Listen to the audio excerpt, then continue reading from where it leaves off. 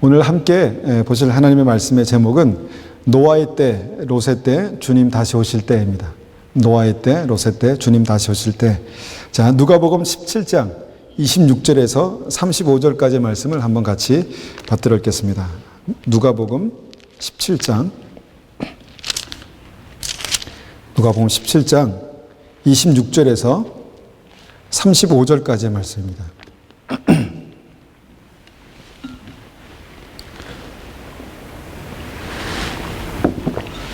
누가복음 17장 26절에서 35절까지 말씀을 제가 쉬운 성경으로 받들어 읽겠습니다.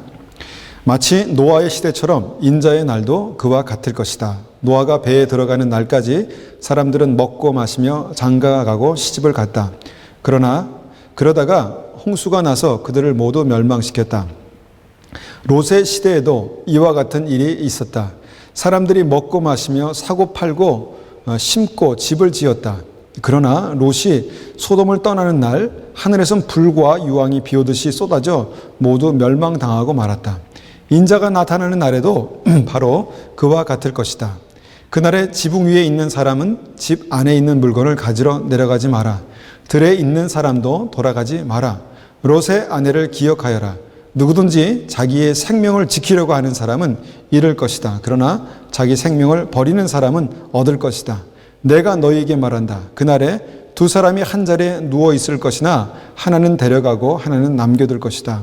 두 여자가 같은 곳에서 함께 맷돌을 갈고 있을 것이나 하나는 데려가고 하나는 남겨지게 될 것이다. 우리의 인생에 있어서 가장 결정적인 순간, 가장 중요한 순간이 언제일까 한번 생각해 봤습니다. 저의 인생 가운데 가장 중요한 순간이 언제였을까? 인생에 있어서 가장 중요한 하이라이트가 언제라고 생각하십니까? 우리 여러분의 인생 가운데, 한 분 한 분의 인생 가운데 가장 중요한 때. 어떤 분은, 내가 태어난 것이 너무 감사해서 태어난 그때가 너무 나에게 중요한 때야 라고 이렇게 생각하시는 분도 있겠죠. 근데 어떤 분들은 왜 태어났을까? 왜 태어났니? 라고 그렇게 생각하는 분들도 있을 것이고, 어떤 분들은 내가 참 결혼한 것이 너무너무 잘한 거다라고 생각하겠죠. 저희 아내 같은 경우는 이렇게 생각할 텐데 자, 어떤 분은 정말 그 원수를 만난 날, 내 평생 왼수를 만난 날이라고 그렇게 생각할 수도 있을 것입니다. 어떤 때가 가장 중요한 날일까요? 어떤 때가 내 인생의 가장 중요한 날? 아마도 모든 시간들을 다 지나고 나서 뒤로 돌아보면 그때가 나의 인생 가운데 가장 중요한 때였지라고 그렇게 생각할 때가 있을 것입니다. 물론 믿는 우리에게는 예수님을 영접했을 때, 또 세례 받았을 때, 개인마다 조금씩 다를 수 있겠지만 그럴 때가 가장 중요하겠죠. 그런데 오늘 말씀 보니까 이 말씀의 본문에서 가장 중요한 때, 그 때에 대해서 말씀하시는데, 그때가 언제냐면 예수님 앞에, 예수님의 심판대 앞에 설 때, 예수님께서 다시 오실 그때가 가장 중요한 때다라고 이제 이 본문에서 말씀하고 있습니다. 예수 믿고 구원받은 그 사람들이 정말 믿음을 가지고 살아가는데, 근데 어떤 사람들, 그 중에 어떤 사람들은 주님 보좌 앞에서 주님 그렇게 부르지만 내가 너를 알지 못한다라는 그런 일도 있을 수 있기 때문에 정말 가장 중요한 때는 어떻게 보면은 주님 앞에 섰을 그때, 주님 다시 오실 그때가 가장 중요한 것이 아닌가라는 생각을 가지고 오늘 말씀을 한번 같이 묵상해 보기 원합니다. 오늘 본문은 기독교의 가장 중요한 그때를 이제 설명하기 위해서 그 세 시대를 비교하면서 그 세 시대의 공통적인 어떤 특징을 보여주고 있는 그런 말씀입니다. 자, 그 시대가 무엇인가 하면은 첫 번째가 30절에 기록된 인자가 나타날 날, 즉 예수님의 재림의 때입니다. 예수님의 재림의 때를 사모하십니까? 이제 사모하시는 분도 계시고, 감이 없는 분도 계시고, 어떻게, 그때만 생각하면 좀 두려운 분도 계실 수 있을 것입니다. 예수님의 재림의 때, 그때 나에게 뭐라고 하실까? 한번 생각해 보셨습니까? 나에게. 그때와 시는 알지 못한다 그랬는데, 내가 주님 앞에 섰을 때, 그 심판대 앞에서 주님께서 나에게 뭐라고 하실까? 그때가 굉장히 중요한 순간이 될 것입니다. 아직 그 오지 않은 그 중요한 때, 예수님께서 다시 오실 때를 설명하기 위해서 성경은 두 번째로 언급한 것이 26절의 노아의 때입니다. 노아의 때. 노아와 그 식구들, 8식구를 제외한 온 인류가 물로 멸망당했을 그때를 주님 다시 오실 때와 비교해서 그렇게 설명하고 있다는 것입니다. 그리고 이 때를 또한 보충 설명하시기 위해서 언급된 때가 28절에 기록된 롯의 시대, 롯의 때입니다. 구체적으로 롯이 소돔을 떠나는 그날에 대해서 말씀하고 있습니다.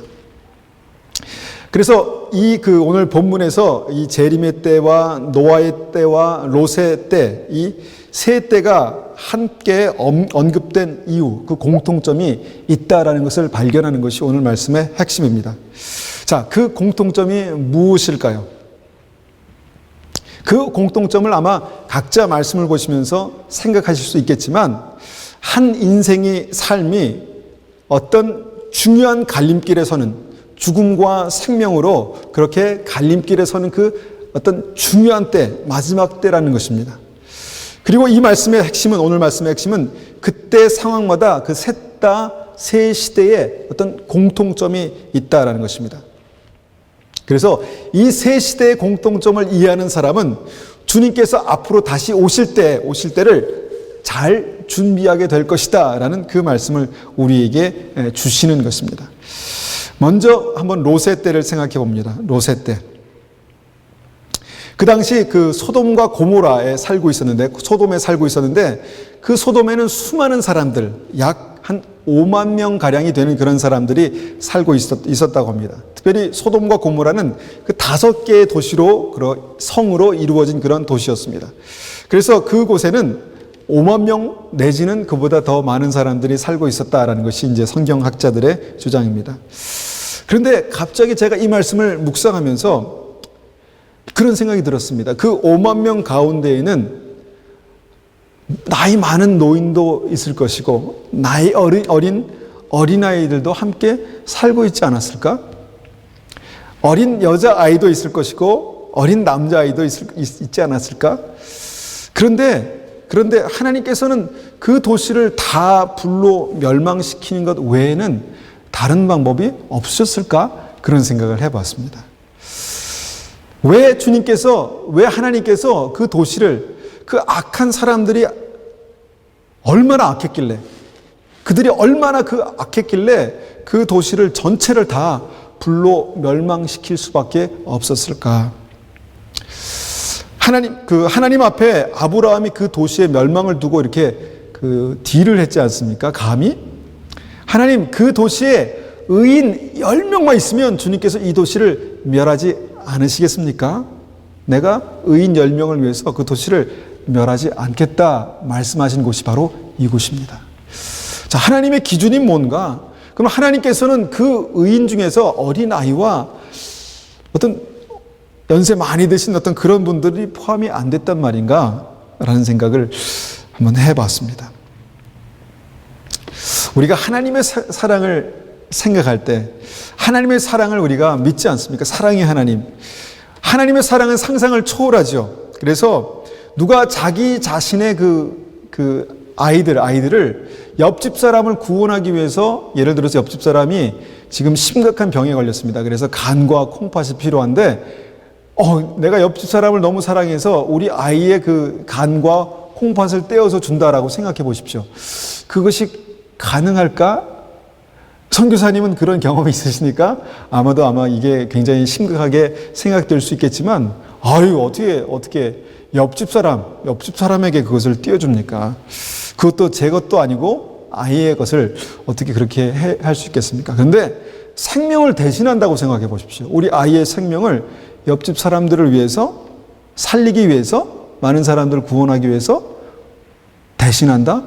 굉장한 큰 어떤 그 결단이 필요할 것이다라는 생각을 합니다. 그런데 그 사랑을 가지신 하나님의 사랑으로도, 도시 전체를 멸망시킬 수밖에 없었다는 것이 오늘 말씀에서 보는 그 하나님의 심판입니다. 자, 하나님께서 소돔을 그렇게밖에 하실 수 없는 이유가 뭐였습니까? 뭐라고 생각하시죠? 그냥 일반적으로 말해서는 죄입니다. 죄. 그죠? 하나님께서 그 죄를 얼마나 싫어하시길래 정말 아들을 주실 수 있는 그 사랑의 하나님이 정말 이 도시 전체를 그렇게 다 멸망시켜 버릴 수밖에 없는가? 잘 이해가 가지 않습니다. 잘 이렇게 납득이 되지 않습니다. 그런데 문제는 하나님께서는 그 죄에 대해서 너무너무 단호하시다는 것입니다. 너무 단호하시다는 것입니다. 그것이 구약부터 계시록까지 쭉 흐르는 주님의 심판에 대한, 하나님의 심판에 대한 사실입니다. 그래서 우리가 많이 들어서 익숙하지만 성경은 그 죄의 결과가 죽음이다. 그 죄의 결과가 영원한 사망이다. 그렇게 단언하시는 것입니다. 자, 그 도시에 얼마나 극악무도한 사람들이 살았을까? 얼마나 악한 사람들이 살았을까? 아마 강도의 소굴 같았나 보다. 그렇게 생각할 수 있겠죠. 강도의 소굴. 정말 상상을 초월하는 그런 강도의 소굴 같았을 것이다. 그렇게 생각해 볼 수 있겠죠. 그런데 여러분, 우리가 살고 있는 이 시대는 어떻습니까? 우리가 살고 있는 이 현재, 우리 이 시대, 동시대, 우리 한국과 한번 다른 우리가 상상할 수 있는 데를 한번 생각해 보죠. 현대는 어떻습니까? 현대에 나타나는 그 죄악들이 소돔과 고모라의 시대만큼 악하지 않다고 누가 단언할 수 있겠습니까? 누가 그렇게 장담할 수 있겠습니까? 뉴스를 보다 보면요, 요새는 그게 좀 어떤 검열에서 삭제됐는지 잘 안 나오더라고요. 근데 이전에 봤던 뉴스를 보면은 정말 몸서리 쳐질 정도의 어떤 그런 극악무도한 그런 죄인들이 있습니다. 내 일이 아니기 때문에, 내 주변이었기 때문에 잘 와닿지 않았지만 그런 죄악이 있다는 것입니다.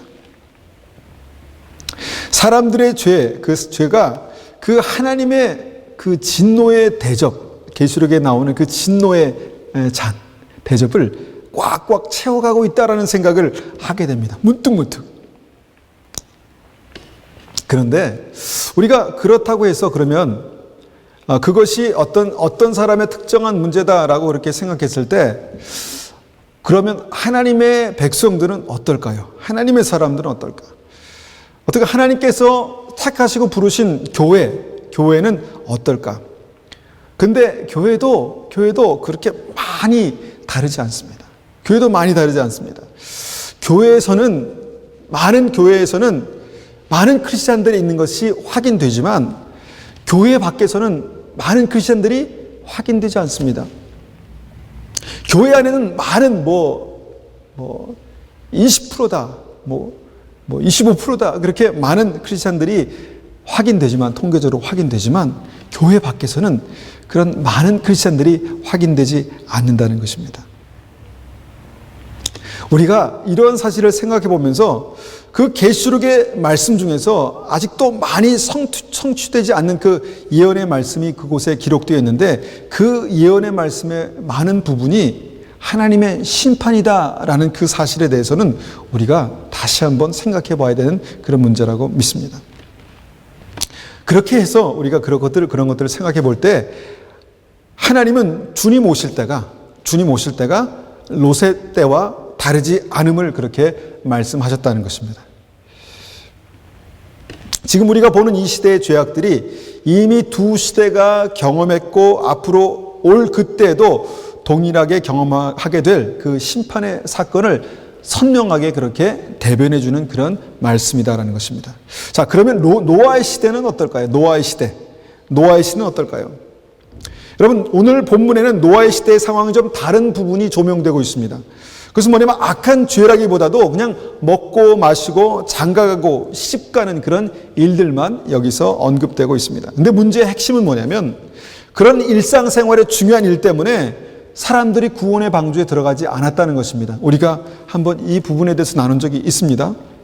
자, 방주가 몇 년 동안 만들어졌죠? 방주가 몇 년 동안 만들어졌습니까? 자, 계속해서 입에서 맴도는데 말하고 싶지는 않고 그렇죠. 자, 방주가 몇 년 동안 만들어졌을까요? 120년 동안 만들어졌다 그렇게 말합니다. 근데 그 하나님께서 명령하신 그때부터 방주가 완성되기 그때까지 이제 120년이 걸렸다는 것이죠.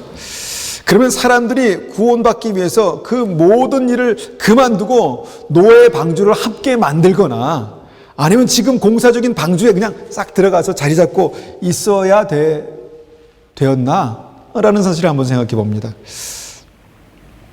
노아의 방주가 지금 막 공사 중에 있는데 정말 모든 사람들이 거기 가서 그 배를 함께 만들고 그랬으면 뭐 더할 나위 없었겠죠. 그러나 그들도 삶이 있고 책임져야 될 가족이 있기 때문에 살아야 하지 않겠습니까? 그런데 이 말씀을 가만히 생각해 보면 이 말씀에서 중요한 두 가지 사실을 우리가 생각해 볼 수 있습니다. 첫 번째로 그 당시의 사람들은 노아 시대 그 당시의 사람들은 이 구원을 이루기 위해 구원받기 위해서 한 가지 분명한 사실을 알아야 되는데 그것이 뭐냐면 하나님의 심판이 곧 임할 것이다 라는 사실이었습니다. 하나님께서 물로 심판하신다는 노아의 말이 정말 그의 삶 가운데 그렇게 방주를 짓는 것으로 실제로 그렇게 나타나고 있었는데 구원받기 위해서는 첫 번째 구원받기 위해서는 사람들이 하나님께서 심판하실 것이다 라는 그 사실에 대해서 사람들이 알고 있어야 했습니다. 알고 있어야 했습니다. 그래서 맑은 날씨든 아니면 비 오는 날씨든 그 산 위에서 지어준 방주를 바라볼 때마다 저 방주가 조금씩 완성될 때마다 아마 긴장해야 했을 것입니다. 이제는 방주의 골격이 올라갔네? 이제는 방주의 내부가 완성됐네? 이제는 방주의 외벽이 다 만들어졌네? 그때는 정말 긴장했을 것입니다. 사람들이 정말 믿었다면. 그런데 그들은 일상생활을 살아가면서 그냥 먹고 마시고 시집가고 장가가고 그 삶 속에서 그냥 그렇게 살았다는 것입니다. 평탄하게 그냥 요동치지 않고 그렇게 살았다는 것이죠. 근데 방주가 완성되기 전까지는 그 삶에 큰 문제가 없었습니다. 방주가 완성되기 전까지는. 그런데 방주가 완성되고 나서는 적어도 하나님의 심판을 믿는다면은 방주가 거의 완성될 그쯤에는 사람들이 긴장하면서 노아에게 형님 내지는 아저씨 언제 이게 완성되죠? 라고 물어봤겠죠. 언제 이게 공사가 끝나죠? 그러면 내 자리 하나 있습니까? 내가 들어갈 수 있습니까? 내가 언제까지 몇 시에 와야 되죠? 라고 물어봤겠죠. 관심을 가졌겠죠. 그런데 평상시와 똑같이 그들은 그냥 살았다는 것입니다. 먹고 마시고 시집가고 장가가고. 방주가 다 완성되어 가는데도 사람들은 긴장하지 않았다는 것입니다. 그냥 노아의 시대의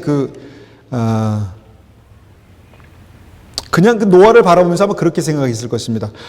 광신자. 정말 광신자. 진짜 하나님께서 그렇게 말씀하셨을까? 이렇게 좋은데, 이렇게 좋은 날에 광신자라고 그렇게 생각했겠죠. 그래서 저렇게 빠지면 안 돼 라고 생각했을지도 모르겠습니다. 그런데 그러다가 갑자기 재난이 닥쳤다는 것입니다. 주님께서는 이 이야기를 하시면서 이 예를 들어주신 뭐라고 말씀하시냐면 내가 다시 올 때에도 노아의 때와 같을 것이다 그렇게 말씀하셨다는 것이죠. 내가 다시 올 때에도 노아의 때와 같을 것이다. 그러면 우리는 그 시대에서 만약에 살았더라면 노아의 방주가 지어지는 모습을 보고 우리는 어떻게 반응했을까요? 분명히 우리들은 이제는 노아의 방주가 다 지어져 가는구나. 이제는 그때가 가까워 오는구나 라고 긴장했겠죠. 그런데 동일하게 이 시대에도 하나님의 어떤 그 심판의 때, 주님 다시 오실 때가 점점 가까워 오는 그 점점 시간이 차오는 것을 볼 수 있는 그때를 우리가 살고 있다는 것입니다.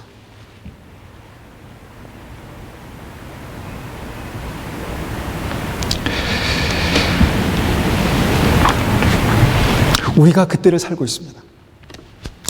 그렇지만 우리는 동시에 어떤 생각이 있냐면 어떻게 하면 우리가 이 땅에서 행복하게 살 수 있을까? 어떻게 하면 우리가 이 땅에서 성공하며 살 수 있을까? 여기에 많은 관심을 기울이고 사는 것도 사실이죠. 그 시대 사람처럼 먹고 마시고 시집가고 장가가고 우리가 어떤 사람을 만나야 행복하고 정말 아름다운 가정을 이룰 수 있을까 생각하는 건 당연한 것입니다. 아마 생각하지 말라고 해도 생각하지 않을 수가 없을 것입니다. 이것이 그냥 우리의 삶이기 때문에. 그런데 그렇게 살다 보니까 너무너무 삶이 바빠지고 너무너무 삶이 힘겨워져서 주님 다시 오시는 사실에 대해서, 마지막 심판에 대해서 들었긴 들었지만 긴장할 여유가 없어질 수도 있다는 것입니다. 여러분 어떻습니까? 주님 다시 오실 그것에 대해서 생각하면 좀 긴장이 되십니까? 그런데 우리가 조금 아까도 봤지만 소돔과 고모라 때의 그 죄와 지금의 죄와 지금 이 시대에 일어난 여러 가지 죄와 그렇게 크게 다르지 않습니다. 주님께서는 우리에게 복음이 땅끝까지 증거되면 다시 오시겠다고 말씀하셨는데, 인생 교통과 어떤 통신이 발달해서 지금 얼마나 빨리 급속도로 그 땅끝 오지까지 복음이 증거되고 있습니까? 거의 방주가 지금 완성되고 있다는 것입니다.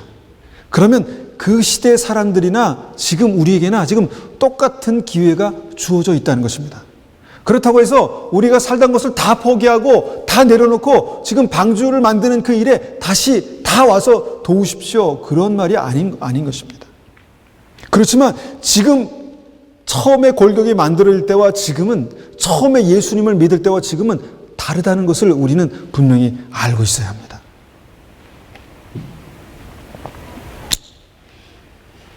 중요한 것은 예수님이 다시 오실 때가 노아의 때와 같고 롯의 때와 같다라고 주님께서 우리에게 말씀하셨다면 우리가 정신을 똑바로 차리고 있어야 되지 않겠습니까? 우리가 하루하루 믿음으로 사는 것이 무엇인지, 주님의 말씀대로 사는 것이 무엇인지, 주님과 동행하고 사는 것이 무엇인지에 대해서 우리가 정신을 이제 바로 차리고 살아야 될 때라는 것입니다. 오늘 본문에서 보니까 롯의 때를 말씀하시면서 핵심적으로 조명하는 한 사건이 있습니다. 그것이 뭐냐면 롯의 아내와 관련된 사건입니다. 32절에 롯의 아내를 기억하라, 그렇게 말씀하십니다. 롯의 아내를 기억하라. 이건 또 무슨 말씀인가? 여러분, 롯의 아내가 하나님께서 천사를 보내셔서 롯의 가정을 구원하시기로 결정하셨습니다. 그래서 천사를 보내셔서 하나님의 심판에 대해서 말씀하시고 지금 당장 떠나라, 그렇게 그 구원의 소식을 들었습니다. 두렵기도 했지만 얼마나 감사한 일이었겠습니까? 나는 살았구나. 우리를 주님께서 버리시지 않으셨구나. 그래서 그 무서운 불의 심판을 피해서 지금 소돔성을 빠져나왔다는 것입니다. 롯의 가족들이. 근데 소돔성을 빠져나와서 안전한 피난처인 그 소알성이라는 곳으로 가는 여정에서 롯의 처가 소금 기둥이 되어버렸습니다. 그러니까 그 구원의 도피성에 들어가는 것을 실패했습니다. 죽었다는 것이죠. 죽었습니다. 그런데 주님께서는 그 롯의 처, 구원을 받고 구원의 생명의 길을 가는 백성들아, 그 롯의 처를 기억해라, 그렇게 말씀하셨다는 것입니다. 여러분, 주님께서는 롯의 처의 그 가족들에게 소알성으로 가는 길에서 절대로 뒤를 돌아보지 말고 그냥 앞만 보고 가라, 그렇게 말씀하셨거든요. 여러분, 평상시에 아무리 소돔성을 바라본다고 해도 소금 기둥이 되진 않았습니다. 그러나 정말 그 중요한 순간에는 내가 돌아볼 수 있고 돌아보고 싶어도 앞만 보고 믿음으로 가야 될 그 순간이 있었습니다. 그것이 바로 지금 롯의 때였다라는 것입니다. 어떤 일이 있어도, 어떤 소리가 나도, 어떤 불이 번쩍번쩍해도 절대로 뒤를 돌아보지 말았어야 했는데 롯의 처는 그만 뒤를 돌아보고 말았다는 것입니다. 왜 뒤를 돌아보지 말라고 하셨을까? 그리고 왜 주님께서 이것을 기억하라고 하셨을까? 왜 그렇습니까? 왜 그렇다고 생각합니까? 그 불구덩이에 다시 가고 싶을까 봐 그랬을까요? 여러분, 그 소돔에 관련된 것에 대해서는 미련을 두지 말라는 것입니다. 정말 중요한 때에 그 소돔에 관련된 것에 대해서는 미련을 두지 말라는 것입니다. 그 세상에 관련된 것에 대해서는 정말 중요한 때는 내가 냉정하게 끊어버릴 수 있는 그 결단이 필요했다는 것입니다. 평상시에는 소돔을 몇 번 보건 관찰하건 아무 상관없었지만 그 중요한 때에는 절대로 뒤를 돌아보지 말고 소활성만 향해서 바라보면서 가야 되는 그런 때가 있었다는 것입니다. 그리고 이것이 마지막 때에 일어나는 일이다라고 주님 말씀하십니다. 방주가 지어지는 과정에서 골격이 서고 그 내부가 완성될 때는 거기 굳이 들어가지 않아도 되지만 거의 방주가 완성될 때에는 뒤도 돌아보지 말고 들어가야 되는 것이 구원의 길이다라는 것을 주님께서는 말씀하고 계셨다는 것입니다. 여러분, 멸망의 중요한 그 순간에 소돔에서 건짐을 받았던 그 롯의 가족들 중에서 롯의 처는 그 안전한 소활 성에 들어가지 못하고 중간에 소금 기둥이 되었다는 말씀, 중요한 말씀입니다. 이것은 마치 미련한 다섯 처녀가 슬기로운 다섯 처녀와 함께 천국 혼인잔치를 애타게 기다렸지만 결정적인 순간에 기름이 모자라서 들어갈 수 없었던 그 원리와 같은 원리입니다. 어쩌면 우리도 동일하게 현재 먹고 마시고 시집가고 장가가는 일에 그렇게 힘을 쏟고 관심을 쏟는 그런 시대에 살고 있다는 것입니다. 어떻게 보면 지금 이 시대가 정말 롯의 시대와 그렇게 특별히 다르지 않는 그런 시대를 살고 있지만 정말 방주가 완전히 지어지는 그 노아의 때와 거의 흡사한 그 시대에 우리가 살고 있지만 자꾸 세속화된 문화 속에서 떨어져 나왔는데도 불구하고 자꾸 뒤를 돌아보고 싶은 미련이 남는 그 시대에 우리가 살고 있지만 우리가 이 말씀을 기억하고 정신 바짝 차리고 믿음 안에 바로 서라는 것입니다. 이것이 마지막 때에 하나님께서 우리에게 주신 메시지입니다.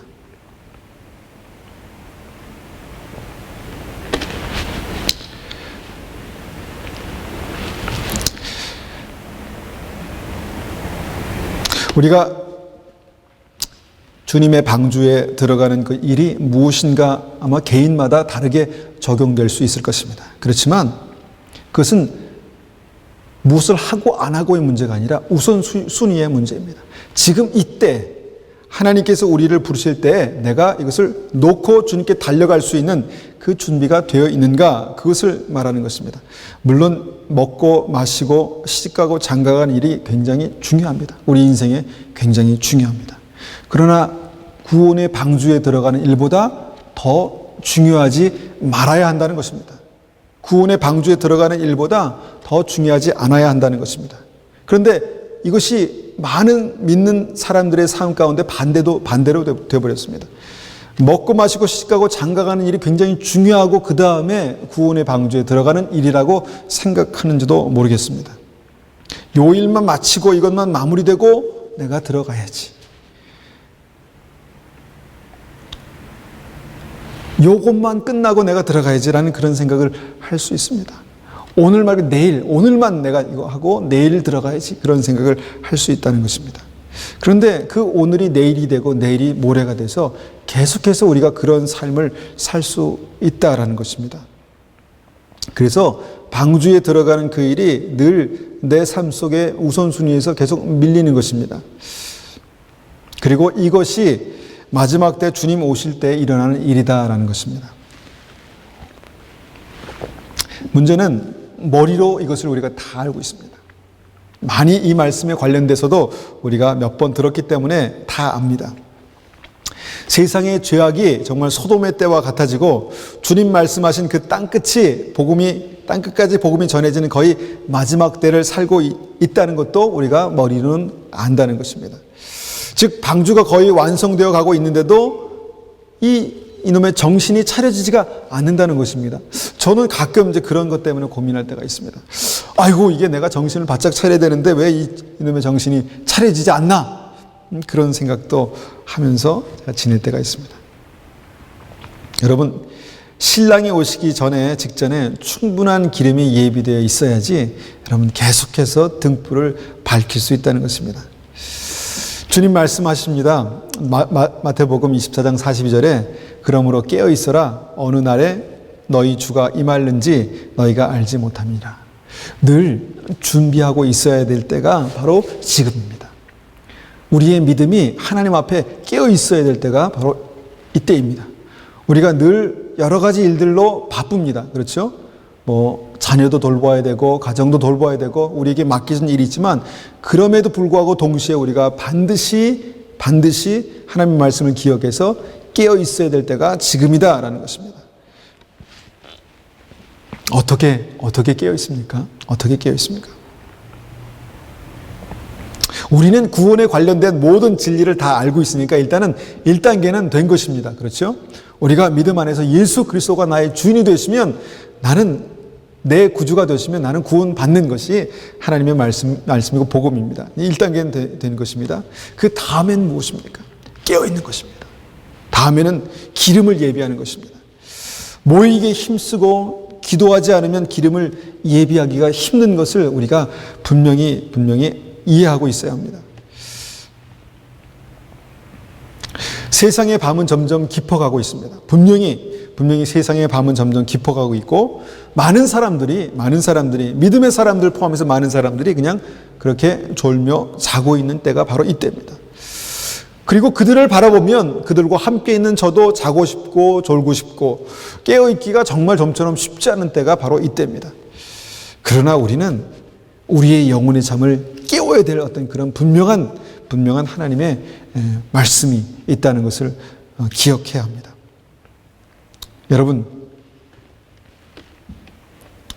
여러분은 깨어 있으십니까? 여러분은 지금 깨어 있으십니까? 오늘 본문을 보니까 이 마지막 때에 관련된 말씀을 들으면서 깨어있는 사람들의 특징이 있는데 한번 살펴보겠습니다.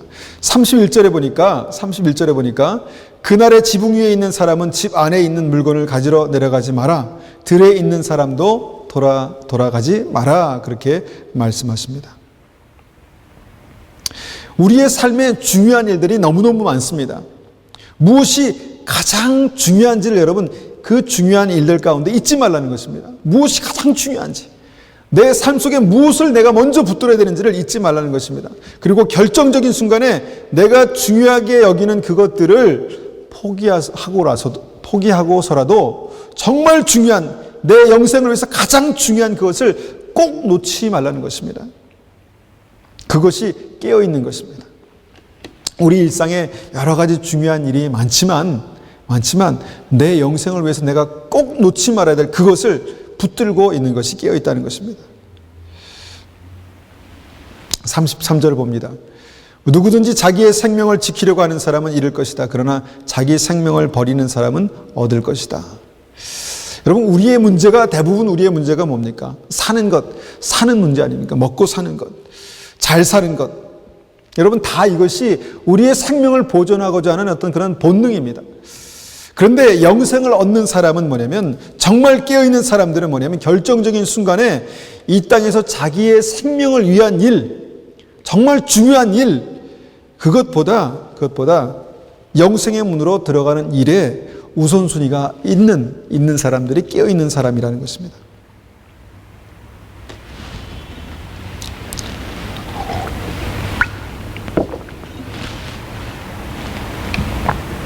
여러분, 우리가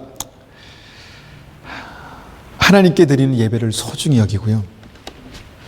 여러분의 기도가 살아있고 또 여러분의 믿음이 자라고 있으면 우리가 깨어있는 것입니다. 그렇죠? 우리가 깨어있는 곳으로 지금 가고 있는 것입니다. 그런데 우리의 믿음이 지금 자라지 않고 있고 또 우리의 기도가 지금 하나님 앞에 드리는 기도가 시원치 않고 기도해도 내가 기도를 하고 있나라는 생각이 들고 또 예배를 우리가 소중히 여기는 그 마음이 우리의 마음속에 없어진다면 우리는 깨어있는 것이 아닙니다. 방주의 문이 닫히고 소돔성에 하나님의 그 심판이 내리기 직전까지는 아무도 모릅니다. 아무도 모릅니다. 그러나 그때 우리는 알게 됩니다. 그러나 그때 알면 우리는 너무 늦는다는 것입니다.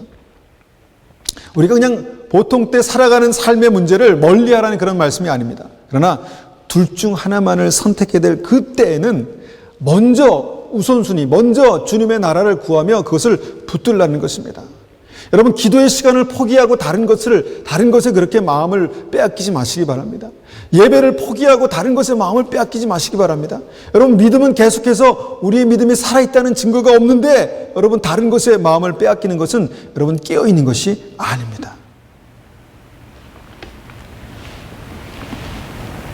어떤 때에는 마치 그때 내가 주님의 깨어있기 위해서 하나님의 말씀을 붙드는 것이 내 생명을 내려놓는 것과 같을지라도 과감하게 주님을 선택하라는 것입니다. 이것이 깨어있는 믿음이고 이것이 우리가 주님께서 오늘 말씀하신 그 말씀의 가장 중요한 핵심입니다. 하나님 앞에서 영생의 길을 가는 우리 성도 여러분, 여러분의 믿음을 점검해야 될 때가 지금입니다. 주님께서 우리에게 이 말씀을 주실 때 우리가 그 말씀을 가지고 한번 우리의 믿음을 점검해 보시기를 축원합니다. 여러분, 믿음을 목숨처럼 소중히 여기면 뒤로 돌아보고 싶어도 돌아볼 수가 없습니다. 주님을 생명처럼 소중히 여기면 내 먹고 사는 문제가 나를 붙들어서 나를 그 주님과의 반대편으로 끌고 가는 그 족쇄를 내가 끊어버릴 수 있습니다. 그리고 그때 지금이야 라고 생각했을 때 우리가 망설이지 않고 방주 안으로 한 걸음에 달려갈 수 있습니다. 저도 늘 이런 믿음이 저에게도 그냥 충만하게 있기를 기도해 주십시오. 저를 위해서도 좀 기도해 주십시오. 조금만 더, 하나만 더, 잠시만요. 주님 이번만요. 한두 번은 고비를 넘어갈 수 있겠지만 지금은 그때와 다른 때입니다. 지금은 그때와 다른 때입니다. 노아의 시대, 롯의 시대, 주님 오실 때의 상황은 거의 흡사하다는 것입니다. 그리고 이 세 세대의 공통적으로 확인하는 결정적인 사실은 그때가 될수록 구원받는 사람, 구원의 길을 가는 사람들이 많지 않다는 것입니다. 구원의 길을 가는 사람들이 많지 않습니다. 이것은 제 얘기가 아니라 주님의 말씀입니다. 누가복음 13장 24절, 지난주에도 나누었는데 좁은 문으로 들어가기를 힘쓰라 내가 너에게 이르노니 들어가기를 구하여도 못하는 자가 많으리라. 여러분, 이것은 굉장히 중요한 믿음의 현실입니다. 여러분이 힘쓰고 있다면 깨어 있는 것입니다. 그렇지만 내가 힘쓰지 않고 있다면 여러분, 우리가 점점 잠들어 가고 있는 줄도 모르겠습니다. 여러분, 힘쓰고 있지 않다면 결정적인 순간에 우리가 세상을 향해서 뒤로 돌아설 수도 있습니다. 여러분, 방주의 문이 닫히는 그때까지 기다리지 마시고 우리가 조금이라도 여유가 있을 때 우리가 주님 앞에 나가서 우리가 성령의 기름을 준비하고 또 주님 앞에서 우리가 우리의 믿음을 견고케 하고 하나님 앞에 나가시기를 믿음으로 축원합니다. 우리가 이 시간에 한번 같이 기도하겠습니다.